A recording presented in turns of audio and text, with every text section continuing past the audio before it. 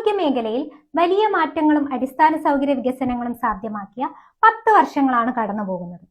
എന്നാൽ അതിനു മുൻപ് 2011 മുതൽ 2016 വരെയുള്ള കേരളത്തിലെ ആരോഗ്യ മേഖലയുടെ സ്ഥിതി എന്തായിരുന്നു?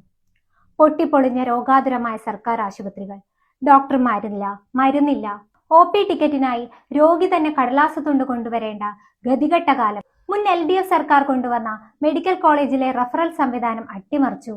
മരുന്ന് വിതരണത്തിനായി മുൻ LDF സർക്കാർ കൊണ്ടുവന്ന കേരള മെഡിക്കൽ സർവീസസ് കോർപ്പറേറ്റ് ലിമിറ്റഡിനെ കടുത്ത സാമ്പത്തിക ബാധ്യതയിലാക്കി.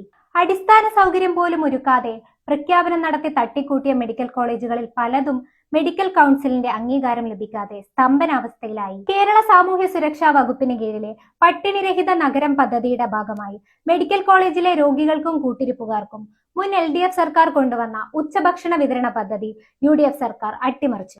ആരോഗ്യ മേഖലയെ അഴിമതിയുടെ കൂത്തരങ്ങാക്കി മാറ്റി.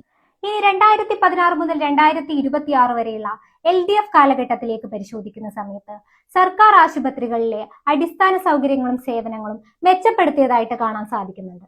പൊതുജനങ്ങൾക്ക് ഏറ്റവും മികച്ച ചികിത്സയും സേവനങ്ങളും ഉറപ്പുവരുത്തുന്നതിനായി ആർദ്രം മിഷൻ നടപ്പിലാക്കി. 5415 ആരോഗ്യ കേന്ദ്രങ്ങളാണ് LDF സർക്കാർ യാഥാർത്ഥ്യമാക്കിയത്. 385 പ്രാഥമിക ആരോഗ്യ കേന്ദ്രങ്ങളെ കുടുംബാരോഗ്യ കേന്ദ്രങ്ങളാക്കി മാറ്റുകയും ചെയ്തു. രാജ്യത്ത് ഏറ്റവും കൂടുതൽ സൗജന്യ ചികിത്സ നൽകുന്ന സംസ്ഥാനമായി കേരളം മാറി.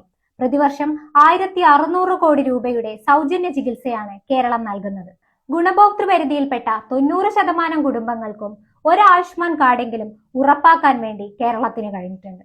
ഐക്യരാഷ്ട്രസഭയുടെ ആരോഗ്യ മേഖലയിലെ സുസ്ഥിര വികസന ലക്ഷ്യങ്ങൾ പൂർത്തിയാക്കുന്നതിൽ കേരളം ഏറ്റവും മുൻപന്തിയിലാണ്. നീതി ആയോഗിന്റെ ആരോഗ്യ സൂചകങ്ങളിൽ തുടർച്ചയായി 1ാം സ്ഥാനവും കേരളത്തിന് തന്നെ. 2016 കാലഘട്ടത്തിൽ സർക്കാർ ആശുപത്രികളെ ആശ്രയിക്കുന്ന ജനങ്ങളുടെ എണ്ണം 8 കോടിയോളമായിരുന്നു. 2025 എത്തുന്ന സമയത്ത് അത് 12.63 കോടിയോളം ഉയർന്നിട്ടുണ്ട്. സർക്കാർ ആശുപത്രികളെ ആശ്രയിക്കുന്ന ജനങ്ങളുടെ എണ്ണം ഗണ്യമായ രീതിയിൽ ഈ കാലഘട്ടത്തിൽ വർദ്ധിച്ചിട്ടുണ്ട് എന്നുള്ളതാണ് കണക്കുകൾ വ്യക്തമാക്കുന്നത്. ഇക്കഴിഞ്ഞ 10 വർഷങ്ങളിൽ ഉണ്ടായിട്ടുള്ള കോവിഡ്, നിപ്പ, സിക്ക, എംപോക്സ്, പ്രളയം തുടങ്ങി നിരവധിയായിട്ടുള്ള വെല്ലുവിളികളെ കേരളം അതിജീവിച്ചത് കേരളത്തിന്റെ ആരോഗ്യ മേഖലയുടെ അടിത്തറ അത്രത്തോളം ശക്തമായതുകൊണ്ട് മാത്രമാണ്.